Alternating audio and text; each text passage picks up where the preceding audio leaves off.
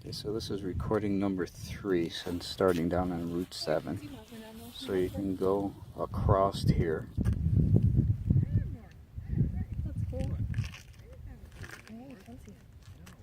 So you can see that Mount Sunapee is in New Hampshire, 72 miles away.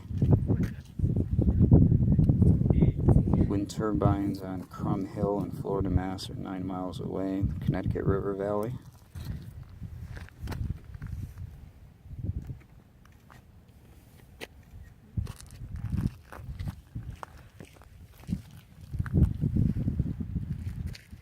So there's Mount Monadnock, which is 56 miles away.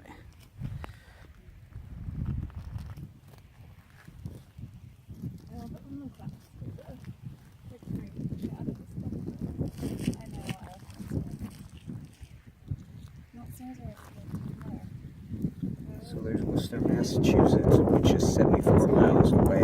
It's not visible.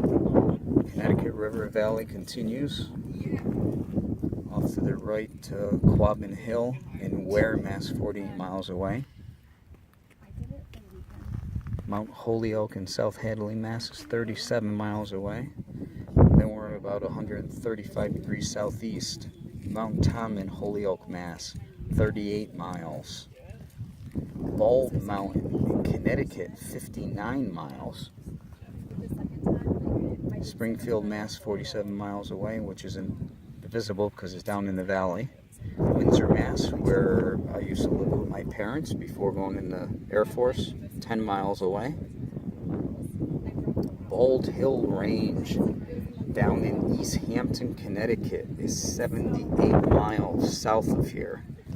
Hartford, Connecticut is 65 miles away. And then here's the Berkshire Hills. So I will, if you see here between the two spruce trees, I'll go right up in between those trees for you here, which is right up in here. So that's right in that direction. And then you can't see it because I'm not up high enough, but Cheshire Reservoir is right between these trees, which is 6 miles away. That's about 180 degrees south.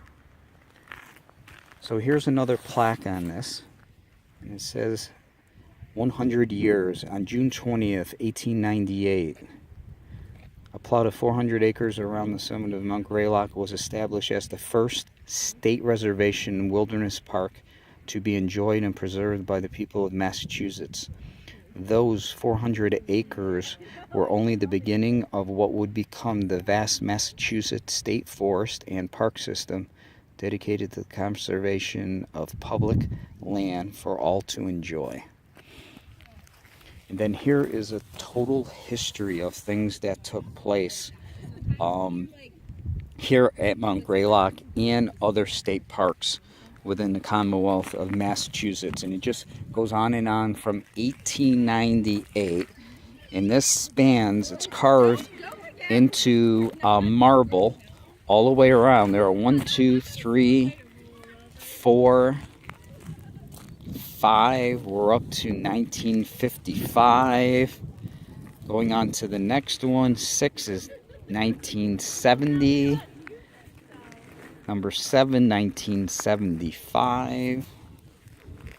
And number, how many did I say? 1, 2, 3, 4, 5, 6, 7. Number 8 starts at 1987. And the last entry is 1999. Nantucket Bay. Alright, so I'm going to pan around over here again, up to the summit so that you can see. It's a beautiful view. And what we'll do is we'll walk up this path over here and I'll read a couple more plaques for you. Sorry that this recording's got to be in like 3 different segments, but the cell phone only allows me so many minutes of video, so that's why we're limited as far as how much I can put. I would have liked to have put it all together, but it is what it is. So here is what a good example of what it looks like during the winter time. Pretty harsh, huh? Look at those trees caked with snow. So this is what the tower looked like in 1840, built up in 1885, and then in 1932 when it was completed, 93 feet tall. So the War Memorial Tower is Massachusetts' official commemoration of its war dead, dedicated in 1933. It is made from slabs of Quincy Court granite that weigh as much as 8 tons. The evocative epigrams, I hope I pronounced that right, are from First World War era poets. The summit's extreme weather conditions have led to many restoration efforts. In 1974, the state entirely rebuilt the tower. And then here in 1840, the first Greylock Tower was a weather observational or observatory put up by Williams College students in 1831. They also built the second version in 1940.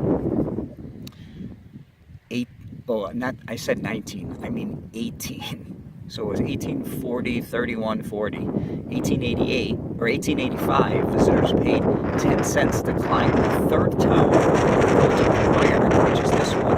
And that's kind of representative of the one that's on Mohawk Trail. There's one there, but I believe that one's not used any longer. Then in 1932, awaiting its globe-shaped beacon, the tower that remains standing today is nearly complete. So there's the tower without the actual globe, which is snow baked here, if you would. So we're going to come up here. You can see up at the peak, or the top of the 93 foot, you can see the eagles facing left and right, watching over the mountain.